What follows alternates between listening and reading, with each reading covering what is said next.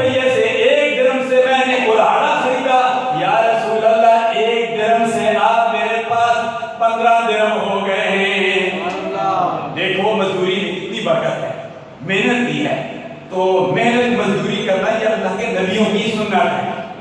یہ کسی کو یہ سوچنا نہیں چاہیے کہ میں محنت مزدوری کیوں کرتی ہوں، میں بیلچا کو مارتا ہوں، میں پتھر کیوں اٹھاتا ہوں، میں اینٹیں کیوں بناتا ہوں، یہ اللہ کے نبیوں کی سنت ہے۔ کسی نبی نے بکریاں چرائی اور کسی نبی نے زرع بنا کر فروخت کیا، اور کسی نبی نے کپڑے کے کاروبار کیا، بلکہ ہمارے امام اعظم امام حنیفہ علیہ رحمت بھی کپڑے کا کاروبار کیا کرتے تھے۔ کئی صحابہ کرام اور صحابہ کرام میں حضرت سلمان فارسی رضی اللہ تعالیٰ عنہ، ان کا مزدوری حجامت تھی۔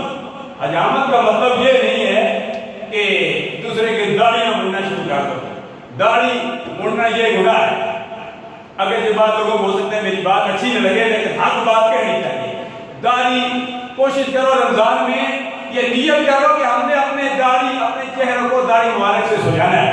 میں نے یہاں چھوٹے دونوں بچوں کو دیکھا، بڑی خوبصورت ان کے ساتھ میں داڑھی لگتی تھی۔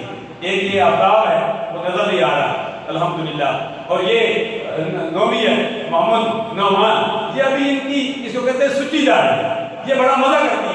تو ان جن کی داڑھی ان داڑھیوں کو کٹانا نہیں ہے، بلکہ سرکار کے صحابی کا اس کے داڑھی کا ایک بال تھا، سرکار بڑی محبت کے ساتھ ایک ٹکٹکا کرتے تھے۔ ایک مرتبہ اس نے اپنے منہ پہ ہاتھ پھیرا اور ایک بال بھی گر گیا۔ سرکار نے جب دوسری مرتبہ سرکار نے اس طرف دیکھنا پسند نہ کیا، دوسری طرف دیکھنا شروع کر دیا۔ پھر وہ اس طرف جاتے ہیں، سرکار اس طرف دیکھتے ہیں۔ وہ صحابی آج کہتا ہے یا رسول اللہ پہلے آپ مجھے ٹکٹکی باندھ کر دیکھتے تھے، یا رسول اللہ میری آنکھیں ترس گئی۔ اللہ کے پیارے حبیب نے فرمایا پہلے ایک بال تھا، ایک بال کو چومنے کے لیے آسمان سے فرشتے آتے تھے، آج وہ فرشتے مجھے نظر نہیں آ رہے۔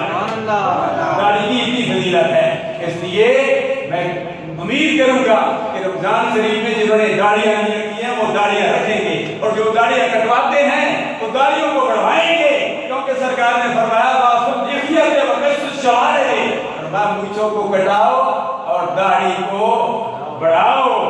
تو میں عرض کر رہا ہوں، عرض یہ کر رہا تھا اس سے آپ یہ